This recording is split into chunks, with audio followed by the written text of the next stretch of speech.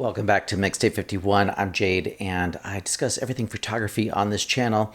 This video has been born out of a bit of jealousy, and that jealousy is over the Nikon ZF. So I own the Fuji X-T5 and as well the X-T3 that you'll see in this video. And the jealousy stems from the fact that the ZF has a option on it to switch immediately to black and white and to be able to utilize that for compositions. So how this all started was me actually looking to purchase the ZF, and the reason I haven't purchased it is because I realized the body alone is twice the weight of the X-T5. And one of the things that I love about the X-T5 is the fact that it is light and easy to take with you to do cityscape, street photography. So that led me down the rabbit hole of trying to create a shortcut on the X-T5 and X-T3, which you'll see, for getting that quick black and white screen, for being able to see light better and utilizing it for compositions. In this video, I'm going to go through both the X-T5 and X-T3 as far as the settings go. You'll notice you got to have some patience on this one because I do go through a lot of the pitfalls that I found where things are a bit confusing and can kind of throw you off when you're creating it. So this one's a little longer as far as trying to explain those things. With that all being said, if you've had the same jealousy or maybe fear of missing out on that option with your camera, let me go ahead and dive into how to get this set up so that you can as well have that functionality on your camera. All right, I'm starting here with the X-T5, and to start, you're going to hit the menu OK button. You're going to toggle to the left here to the main menu. As you can see, I already have I had IQ highlighted. That's where you want to go. We're going to click in there, and also notice that I'm already on page 3 of 4, which is where we want to go. So we're going to click on Edit, Save, Custom Setting, and I've created a backup of my black and white custom setting. The reason we're doing C1 is something that you'll see later. It's ultimately what you need to choose when you're creating the shortcut. So I'm going to create a new C1. We're going to hit OK, and you're going to click in there again, and we're going to hit Edit, Check. And let's just go through the options here. So I'm going to keep 3.2. I'm going to keep image quality fine, JPEG, and RAW. And twofold here, I always shoot JPEG and RAW, but also the benefit here is that when you are selecting the custom setting, if you decide to not swipe out of it back into your regular color settings when you're actually shooting, then the benefit is that you're shooting RAW at the same time, which is going to have your color settings, all the information. It's not going to have anything baked in. And so, you're getting two files at the same time, which is a big benefit there. I'm shooting lossless, HEIF. Here is where we're going to choose our simulation and get into the black and white of things. So we're going to go down to Acros. I'm going to choose the R version of it. Here I'm going to adjust this a bit. This is not something you need to do, but I do want to adjust this a bit. And this is based on something that a video I saw by Boo Ray Perry. He's another YouTuber. Great video. I'll post it down below. So let's go in here. I'm going to make the black and whites a bit warmer. So that's my settings there. We're going to grain effect off. I don't like to add any kind of grain. You can always add that in post, and I prefer to have images as clean as possible. Off there, off there, off. White balance, I've gone with the ambience priority, and choose whatever you like. Let's see here, priority off. Future Jade here, and just a quick disclaimer that in the section here that shows the tone curve adjustments, you may not want to really put those in. If you're trying to utilize the black and white custom setting as when you do compositions and trying to see light better, I added a lot of contrast in there. I may have gone a bit overboard. So just a heads up on that, but I'm leaving this in because then that way you can at least see those adjustments in case it's something you might want to think about for maybe creating another custom setting, or messing around with those particular adjustments in the future. All right, that's it. I hope the rest of the video helps you out. Tone curve. This is another one that I adjust. Also, again, based on Blu-ray's video. He adjusted it real contrasty, which is something I like as well. And we're going to go up to here. And oops, I clicked out of it. And then scroll over to shadows, and I'm going to go up to 4. By the way, what you're seeing here is underexposed by about a stop and a half or so. Just because I didn't want this to be blown out. But as you can see here, the shadows have gotten deeper. We've got a nice curve here. I'm going to go ahead and hit OK. Sharpness 0, 0, lugs off, on, and yeah. So I'm going to back exit, and this is where you go ahead and save the changes. Hit OK. I'm going to click back into here. I'm going to edit the name, and I'm going to call it black and white vid so that I can remember that this is the one I did for the video. Let's go here, we'll hit set. Now, one of the confusing things that I wanted to show, I'm going to go ahead and click back into edit check. And I wanted to just show you that there's 2 options for saving. So there's a save here, which you can see is currently ghosted out. And if I back out of here, there's also a save the changes here. I can't remember exactly what happened, but I had made some changes and I was trying to save them, and I was trying to utilize this version that's ghosted out of save the changes, and it wasn't working. And it took me forever to realize that there was also a save option here. Now, I can't remember what I did. I would love to recreate it for you, but I just wanted to show you that there's 2 options of save. So let's back out of here, and I'm going to go ahead and show you now that we've got that custom setting all set up on C1. We're going to actually set up the shortcut, if I could talk properly. So scroll down here to the wrench, we'll click in there, button dial setting, function setting. And there's a shortcut to this, by the way. If you hold down the display back button, it will as well take you to this menu. I'm going to scroll down here. This is what I'm using as the left swipe. And as you can see here, I already have it set up. So we've got it, and this is where the C1 comes in, custom 1, recall custom 1. It doesn't give the option to change this. So that's why we set up our custom setting on the 1 setting. And I'm going to go ahead and click on that so you can see what it does now that we have it all set up. If I swipe left, it puts us into C1, and if I swipe left again, it brings us back to the regular camera settings that you're accustomed to, or whatever you've set up for your normal settings. Now let me show you some of the challenging things that that came up for me when doing this. So I'm going to click back into the menu. I'm going to go back into function setting. And this one wasn't so much a hiccup, but I want to show you what the difference is. So instead of doing recall custom 1 setting, I'm going to show you what select custom setting is like so that you know the difference here. So we're going to choose that, go back to our main camera, we're back in color. Now if I swipe left this time, now it brings up all the custom settings.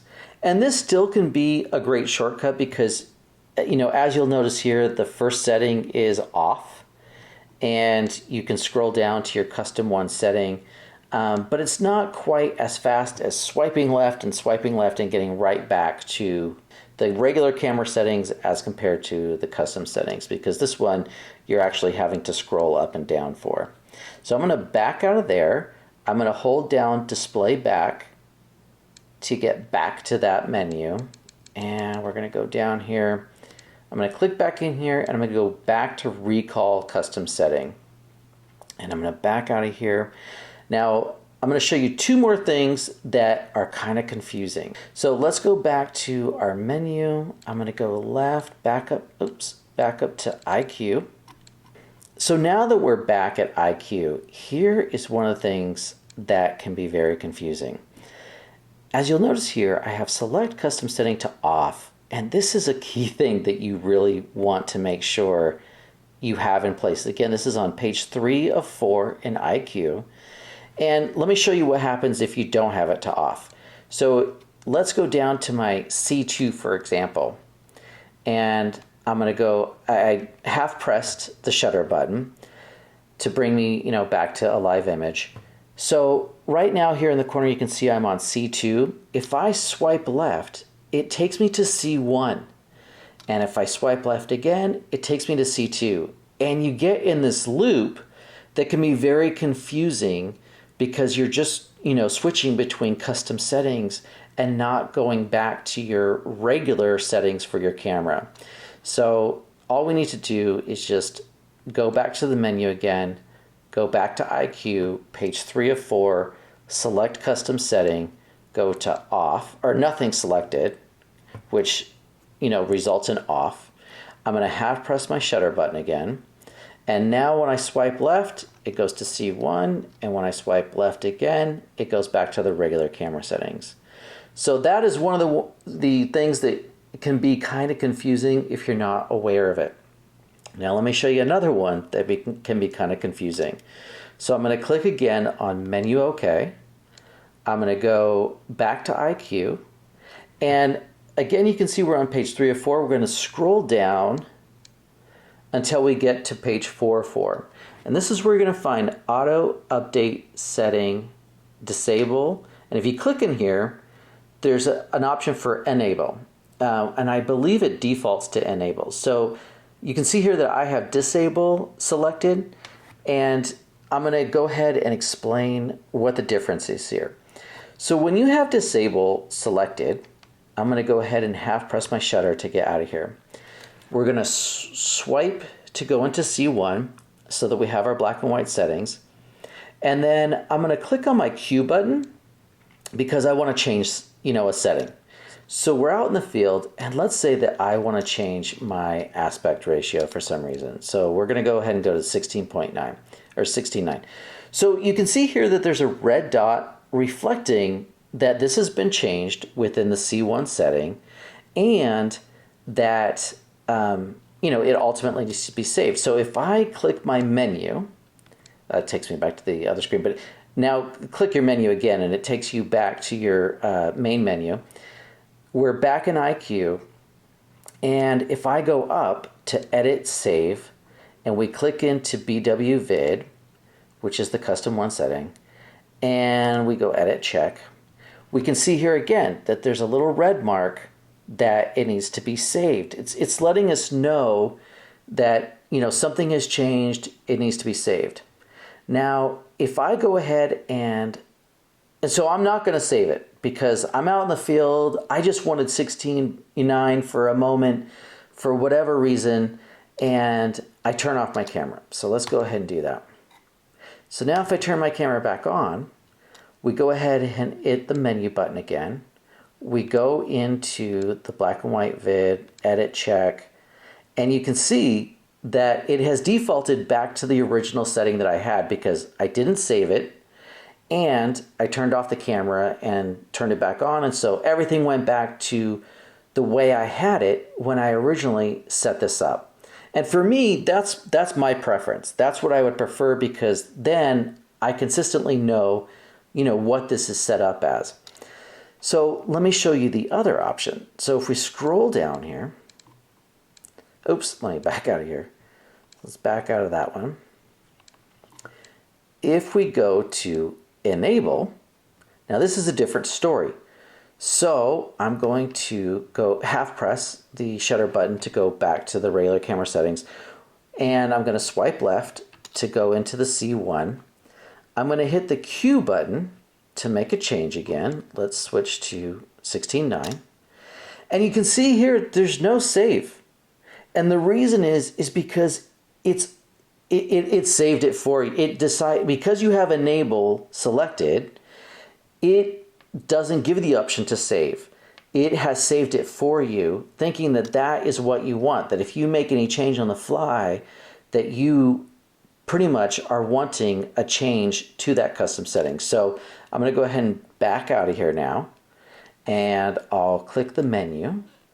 We will go into C1, so let's click here. And as you can see, again, 16:9. I will go ahead and shut off the camera, and let's turn it back on. Go back to the menu, click back into that custom setting, and again, 16:9 is selected. And so that's the difference between enable, disable. All right, so I'm going to go ahead and change this back to disable because that's the way I prefer it. So we're going to click back, and I'm going to go back to disable. I'm going to go back into that custom setting. I'm going to click 3.2, and in this case I'm going to go ahead and hit the Q button to save it, and now it's back to the way I prefer. I'm going to click out of there, and now you're good to go. That is how you set up the custom shortcut for switching back and forth between black and white and color on the X-T5. Okay, I've now switched to the X-T3, and this one also can be a little confusing. So let me go ahead and start off by hitting the menu button, and I'm going to scroll over here, go up to IQ. As you can see here, just to point out, I'm on page 3 of 3, so heads up on that. Scroll down to Edit, Save, Custom Setting. Go ahead and click in there. I'm going to go with Custom 1. And we will go kind of like the X-T5 through this and adjust the particulars to what we're wanting. So film simulation, that is the key thing here. And we're going to go with Acros again. I'm going to go with R again. Also, like the other one, I'm going to warm it up a bit by a +2. Grain effect off, off. White balance auto. Highlight tone, I'm going to do a +2 and a +4. Again, making this contrasty. 0, 0. Let's go ahead and edit the name, and we will do black and white. And set. Okay, and then let me back out here. And we're good to go. So we've got our custom setting now for the X-T3. Now what I need to do is, again, do the shortcut, the display back button holding. I am going to, just like the X-T5, do it a swipe left to keep it consistent. And here is another difference aside from the menu that you just saw. We're only able to do select custom setting for the swipe. It doesn't have the recall option. So if I have pressed the shutter button, that gets me back to my main screen. I'm still in color here in the regular settings for the camera. I'm going to go ahead and swipe left, and you can see that it brings up select custom setting. That brings up, what we just saved. So I'm going to go ahead and hit OK. And now we're in our black and white, which is great. The dilemma here is that when you want to get out of the black and white. And so I'm going to swipe left again, and because it doesn't have the recall, it doesn't go back to the regular camera settings. It brings up custom settings again. And it's not as easy to ultimately just get back to your regular camera settings. So what I would suggest to do is to create a second custom 2 setting. And there's another thing I want to mention here is that, let's say instead of let's say we stay in the black and white, and I have another shortcut set up, which is the down button on the D-pad here. I'm going to click that, which brings up the film simulations.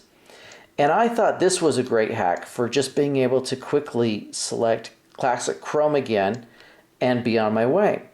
What I realized was with the X-T3, if you click the OK button and you go up to IQ, you're going to realize that the current setting also has a +2 on the tone, a +4 on the shadow tone, and well, that's all. The black and white is ghosted out, but it has carried over the settings that were placed within the custom setting.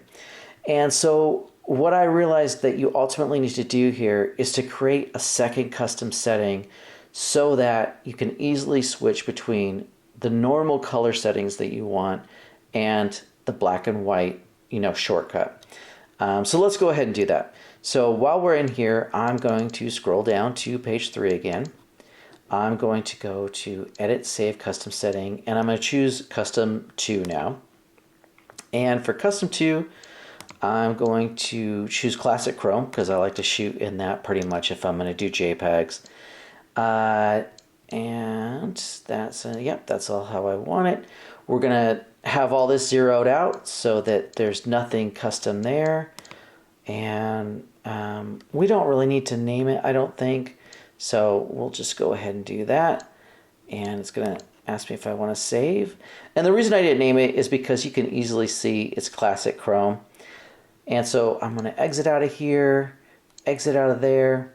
And so now when I swipe, I can choose between C1, which is the black and white that I want, and C2, which is Classic Chrome that I like, with nothing added to it. And I'll click in there just so you can see it again. If I go back up to IQ, you can see that it's all zeroed out. It's all the settings that I normally would shoot with. And if I exit out of here again and select the black and white version and go back up to IQ, it again has all the things that I had put in there that were custom. So again, the X-T3 can be a little confusing, but that's the workaround that I found, is just to create 2 custom settings so that way it really does make it so that you have a nice shortcut. As always, thanks so much for watching, and I will see you in the next one. All right, bye.